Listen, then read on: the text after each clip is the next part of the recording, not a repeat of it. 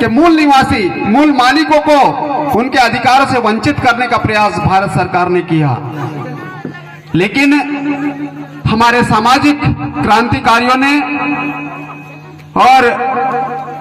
जो जागरूक व्यक्ति है उनके द्वारा एक अभियान चलाया गया कि क्यों ना हमारे समाज को संगठित कर हमारे हक और अधिकारों की बात उन तक पहुंचाई जाए। तो इसी संगठन या संगठित होने का नतीजा है कि आज से 10-12 साल पहले जब भारत सरकार यूएनओ में गया तो वहां पर संयुक्त राष्ट्र संघ के सदस्यों ने आदिवासियों के लिए आवाज उठाई और आदिवासियों के अधिकारों के संबंधित चर्चाएं की,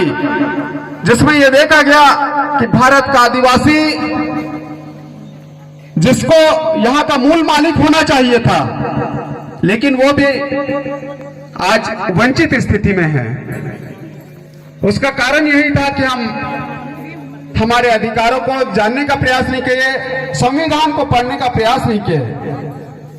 आजाद भारत में हमारे महान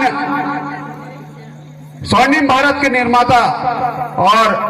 जो स्वर्णिम भारत को कानून की व्यवस्था देने वाले, संवैधानिक अधिकारों को संरक्षित करने वाले ऐसे महान महापुरुष, महामानव माननीय डॉक्टर बाबा साहेब अम्बेडकर, जिन्होंने संविधान में हमारे लिए विशेष अधिकारों का उल्लेख किया है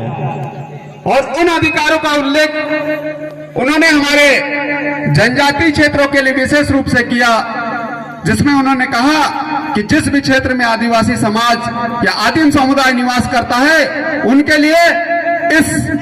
देश की कानून व्यवस्था से एक अलग व्यवस्था होनी चाहिए। तो उसके लिए उन्होंने पारंपरिक व्यवस्था जो 5वीं अनुसूची के रूप में हम जानते हैं उसकी व्यवस्था उन्होंने की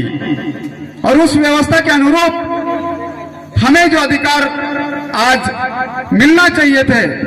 जो अधिकार हमारे पास होना चाहिए थे, वो हमारे अधिकार हमें अभी तक प्राप्त नहीं हुए। उन्हीं अधिकारों की प्राप्ति के लिए हमें संघर्ष करने की आवश्यकता है, हमें लड़ने की आवश्यकता है। और लड़ना किसी बंदूक से या बारूद गोले से लड़ने की आवश्यकता नहीं है,